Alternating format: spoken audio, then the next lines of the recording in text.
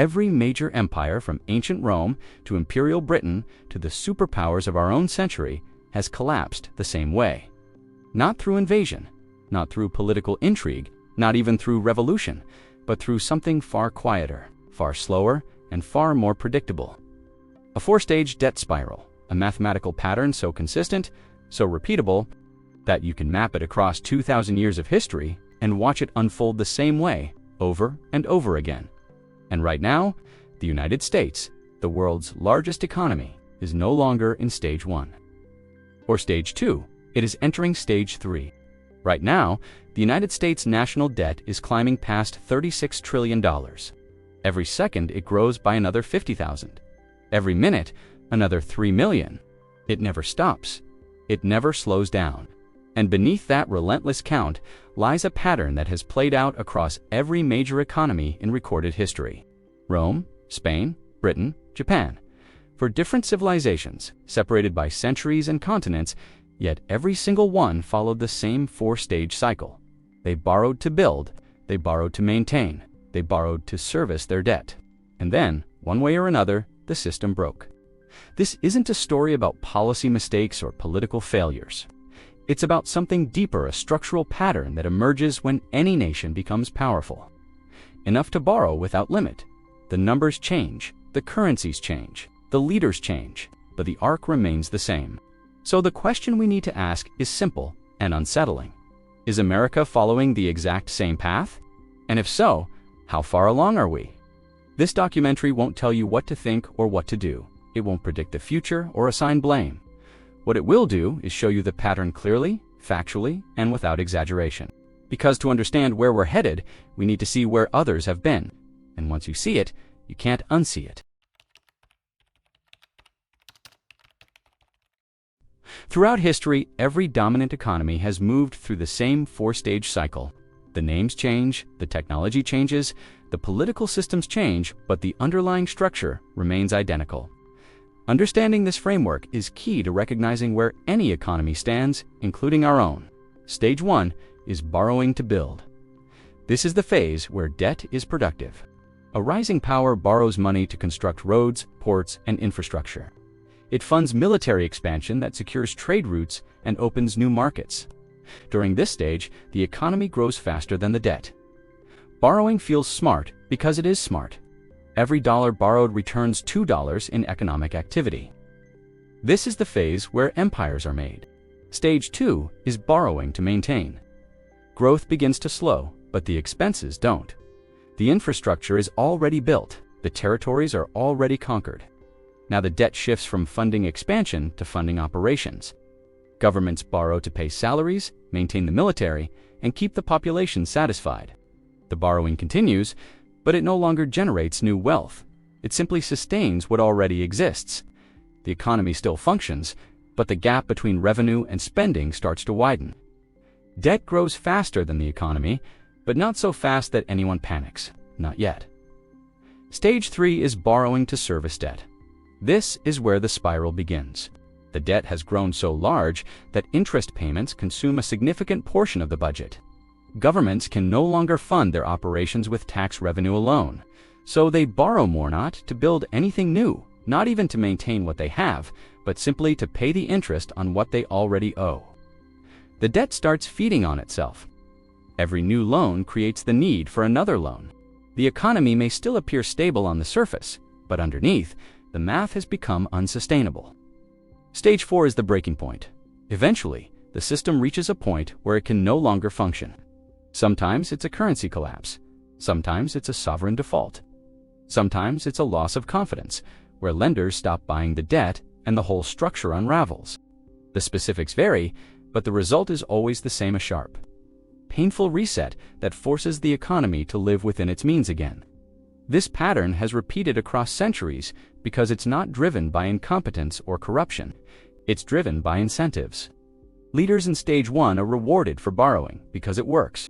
By stage 3, the momentum is nearly impossible to reverse. No single decision causes the collapse. It's the accumulated weight of 1,000 decisions, each one rational in isolation, that brings the system down. Historically, the journey from stage 1 to stage 4 takes anywhere from 60 to 150 years.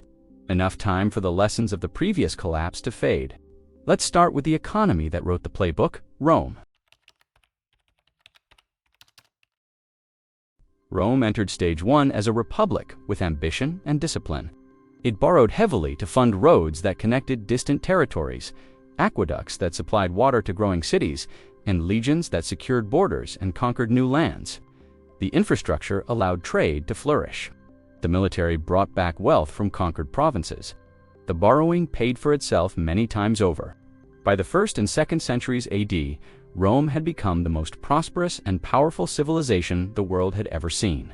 Its currency was trusted across 3 continents. Its armies were unmatched.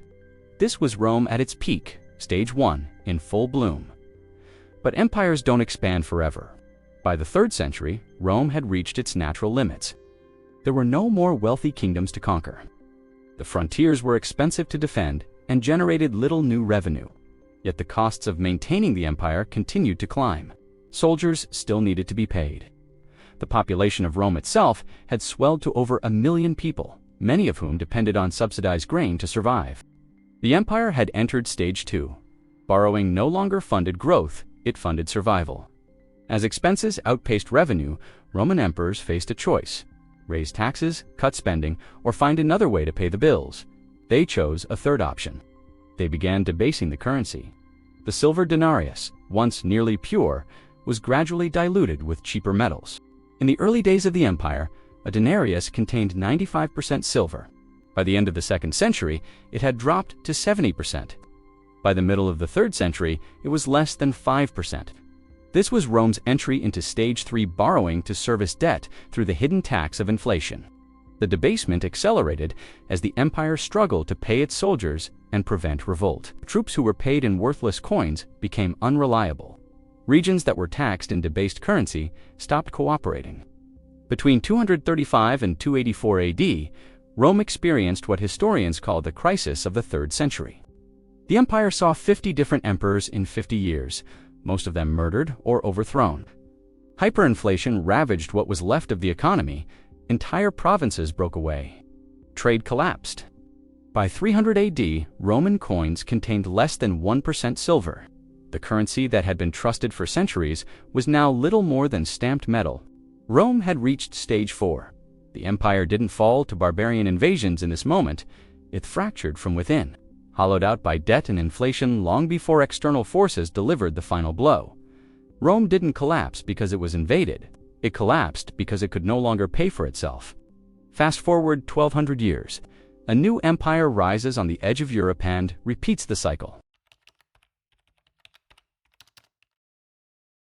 In the 16th century, Spain discovered something that seemed like a cheat code for empire building: unlimited gold and silver pouring in from the Americas. The treasure fleets that crossed the Atlantic turned Spain into the wealthiest nation on earth almost overnight. Spanish kings used this wealth exactly as Rome had they borrowed against future mining revenue to fund the most powerful military in Europe and build an empire that stretched across 4 continents. Spain entered stage 1 with resources that seemed inexhaustible, but the costs of maintaining that empire were equally inexhaustible. Spain fought constant wars to defend its territories and suppress rebellion. The military devoured revenue faster than the mines could produce it. By the late 1500s, the treasure from the Americas was no longer enough to cover expenses. Spain had moved into stage 2, borrowing from Italian and German banks to pay soldiers and fund operations. The silver still flowed in, but it flowed right back out to creditors. By the early 1600s, Spain had entered stage 3. The debt had grown so large that the government couldn't service it, even with the wealth of an entire continent at its disposal. Spain defaulted on its debt in 1557, then again in 1575, then 1596, then 1607, for defaults in 50 years, and yet the borrowing continued because stopping meant the empire would immediately collapse. By the 1640s, Spain reached stage 4. The currency collapsed. Regional territories broke away. By 1700, Spain had entered a century-long decline from which it never fully recovered. At its peak, Spain's debt-to-revenue ratio had exceeded 400%. 3 centuries later, Britain followed the same path. The Industrial Revolution and global trade made Britain the dominant economy of the 19th century. The British pound became the world's reserve currency. Britain's Stage 1 was built on coal, steel, railways, and naval supremacy. But 2 world wars shattered that foundation. The costs of fighting Germany and Japan drained Britain's treasury and left it deeply indebted. After World War II, the empire had become more expensive to maintain than it generated in revenue. Britain had entered Stage 2 through the 1940s, 50s, and 60s. Britain moved into Stage 3. It borrowed heavily from the United States to stay afloat. It was forced to devalue the pound multiple times as confidence weakened. The empire began to dissolve, not because Britain chose to let it go, but because it could no longer afford to hold on. In 1976, Britain reached Stage 4. The government requested an emergency bailout from the International Monetary Fund. The pound lost its status as a reserve currency. Britain remained wealthy, but it was no longer a superpower. The pattern had repeated itself again. 2 different centuries, 2 different empires. The same 4 stages, the same ending. But there's a modern case study, one that's still unfolding. Japan's story begins where many others have, with extraordinary success built on borrowed money. After World War II, Japan rebuilt itself through massive infrastructure spending. The government borrowed heavily to construct highways, ports, railways, and factories. The investment worked. By the 1980s, Japan had become the 2nd largest economy in the world. Tokyo's real estate was worth more than all of California. Japanese corporations dominated global markets in electronics, automobiles, and manufacturing. Japan had completed Stage 1 and seemed poised to overtake the United States as the world's economic leader. Then the bubble burst. In the early 1990s, Japan's stock market and real estate values collapsed. Growth, which had been relentless for decades, stalled and never recovered. The government responded the way governments always do, by borrowing. It launched stimulus program after stimulus program, building bridges, roads, and public works projects in an attempt to restart the economy. Nothing worked. Japan had entered Stage 2. The borrowing continued, but it no longer generated growth. It simply prevented collapse. As the decades passed, Japan moved deeper into Stage 3.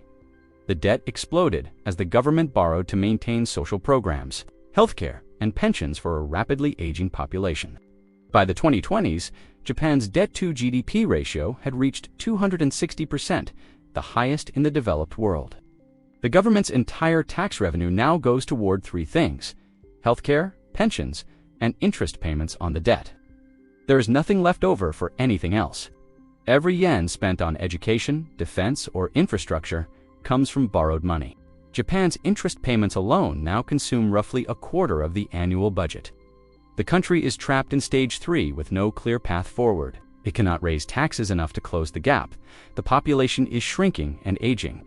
It cannot cut spending without triggering social unrest. It cannot grow its way out because the structural problems remain unresolved. What makes Japan different from Rome, Spain, and Britain is that it hasn't experienced Stage 4, at least not yet. Japan borrows almost entirely in its own currency from its own citizens. The government doesn't rely on foreign creditors who might lose confidence and demand repayment. As long as Japanese citizens continue to buy government bonds, the system can continue. But continuation is not recovery. Japan hasn't collapsed, but it hasn't grown either. For more than 30 years, it has been frozen in place, a wealthy nation with no momentum and no exit. Japan's story is a warning that Stage 3 can last longer than anyone expects, but it comes at a cost. An entire generation has come of age in an economy that doesn't grow. The debt continues to climb with no plan to ever pay it down.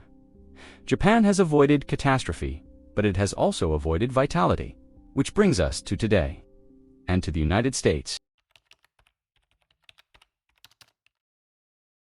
The United States completed Stage 1 in the decades following World War II. The government borrowed to build the interstate highway system, fund the space program, and establish military dominance across the globe.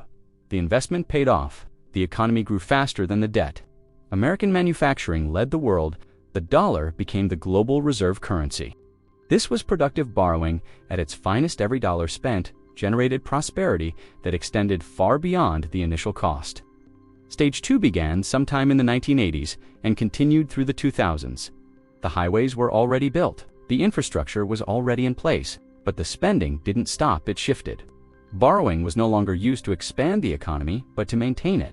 Social Security, Medicare, and defense spending consumed an ever-growing share of the budget. Economic growth slowed, but government expenditures did not. The debt grew faster than the economy, but the gap was gradual enough that it didn't trigger alarm. Both political parties contributed. Both continued the pattern. The United States is now in Stage 3. The national debt has surpassed $36 trillion. Interest payments on that debt now exceed $1 trillion per year, more than the entire defense budget.